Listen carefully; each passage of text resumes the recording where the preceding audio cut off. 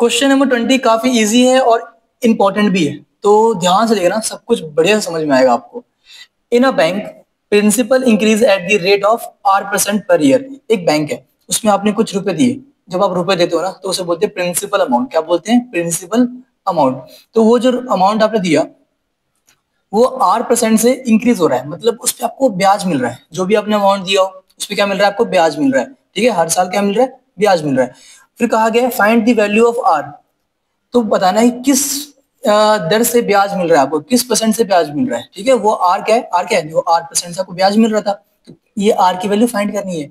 और कंडीशंस दी गई हैं आपको ताकि आप आर की वैल्यू फाइंड कर सको। कंडीशन क्या है कि अगर आपने 100 रुपए डबल कर लिए 10 साल में, 100 रुपए डबल कर लिए, तो आपने रुपए कितने दिए? आपने रुपए दिए थे 100। तो अमाउंट को ए से लिख लो, या यहाँ पे प्रिंसिपल अमाउंट की बात हो रही है तो पी से लिख लो। ठीक है, ए लिख लो या पी लिख लो। कितना है? 100 रुपए। ठीक है, 100 रुपए आपने दिए और कितने टाइम बाद वो डबल हुआ? If ₹100 double it self in 10 years. 10 साल बाद क्या हुआ कि जो रुपए था आपका वो डबल हो गया। तो टाइम कितना लगा? 10 साल लगा। और अमाउंट कितना हो गया? अब प्रिंसिपल अमाउंट हो गया हमारा 100 का डबल कितना होता है? 200। तो हमें क्या गिवन है? हमें दो कंडीशन गिवन है।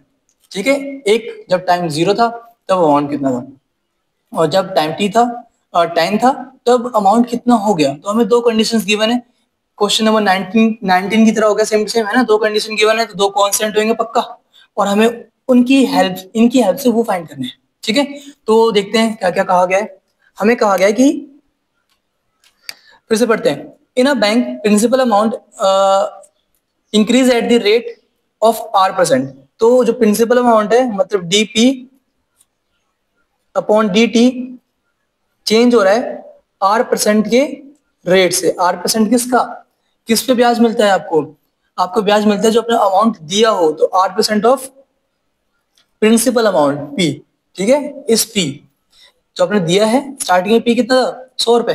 ठीक है, तो dp upon dt is equal to R% of P। देखो ये लिखा हुआ है, साफ साफ देख लो आप। Principal amount increase at the rate of R%। तो प्रिंसिपल अमाउंट है dp अपॉन dt इंक्रीज हो रहा है किस पे? R% पे। ठीक है, तो R% किसका? प्रिंसिपल अमाउंट का। तो किसी को अगर आपको लिखना हो 5%, तो कैसे लिखोगे इसको आप? 5/100 ऐसे लिखते हैं ना, परसेंट को नंबर में। तो वैसे यहाँ पे R% है, कैसे लिखोगे इसको आप? dp upon dt equal R/100 of P, मतलब इंटू P।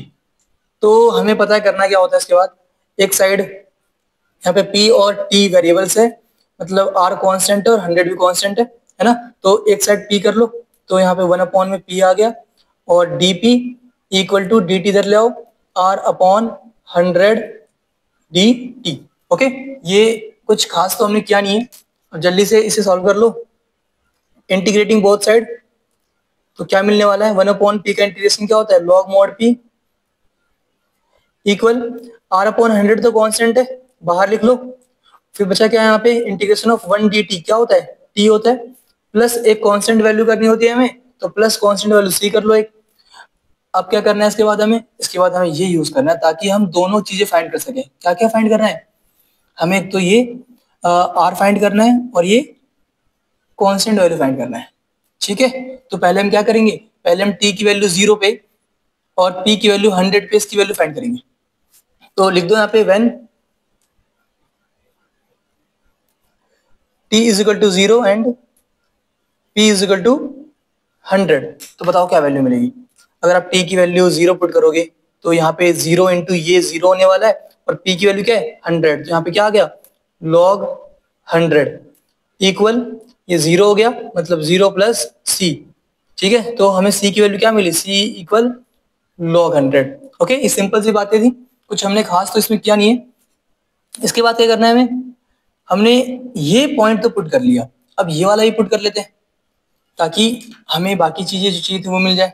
तो ये c की वैल्यू वापस से इसमें पुट कर दो, तो हमें क्या मिलने वाला है? हेंस log mod p की वैल्यू क्या मिलने वाली है? R/100। ठीक है, इंटू t प्लस c क्या है हमारे पास? log 100। ओके, सिंपल सी बातें हैं ये। अब इसमें क्या करोगे आप? वापस से वैल्यू जो दे रखी थी वो पुट कर लो। व्हेन जब t की वैल्यू 10 हुई और p की वैल्यू 200 हुई, तब कितनी होगी अमाउंट? मतलब इसकी वैल्यू क्या होगी, निकालो।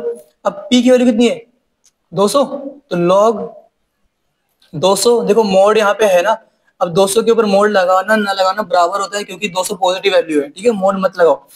इक्वल टू आर की वैल्यू क्या है हमें पता नहीं, यही तो निकालना है, आर अपॉन 100। अच्छा, इसके बाद टी की वैल्यू क्या है, टी हमारे पास 10 है, तो इंटू में 10 प्लस लॉग 100, ठीक है, लॉग 100, ठीक है। हमने क्या किया है, p की वैल्यू 200 पुट कर दी और t की वैल्यू 10 पुट कर दी हमने, और कुछ नहीं किया। तो ये सॉल्व करो जल्दी से। तो कुछ कैंसिल हो रहा है क्या, हो रहा है, जीरो से जीरो कैंसिल हो गया। इसके अलावा लॉग को इधर ले आओ, तो log 200 minus log 100 equal to R upon 10। Okay, R upon 10, तो ये क्या आ गया, log A minus log B क्या होता है हमारा, लॉग ए लिख दूं मैं यहाँ पे, लॉग या एम माइनस लॉग एन बोल लो, क्या होता है हमारा, लॉग एम अपॉन एन। मानते हो इस बात को, फॉर्मूला याद तो होगा ही है। तो लॉग 200 अपॉन में 100 क्या आएगा, लॉग 200 अपॉन में 100, ठीक है। तो ये 2 जीरो से जीरो कैंसिल, ये भी कैंसिल, तो 2 अपॉन 1 2 होता है, तो इसकी वैल्यू आने वाली है सिर्फ log 2 equal R upon 100। Okay, हमें आर की वैल्यू फाइंड करनी है ना, तो आर की वैल्यू फाइंड करते हैं।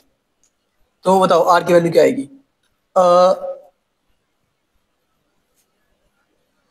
आर इक्वल, इसको इधर मल्टीप्लाई कर दो, log 2 इंटू 100, और हमें log 2 की वैल्यू दे रखी है 0.6391, ठीक है।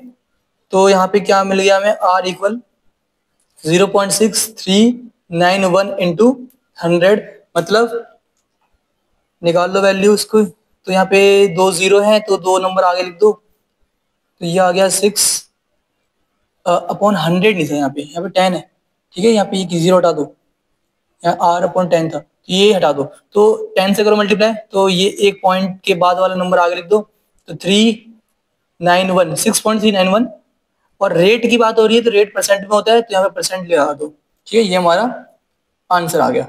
ओके, बस इतना ही करना था, ठीक है।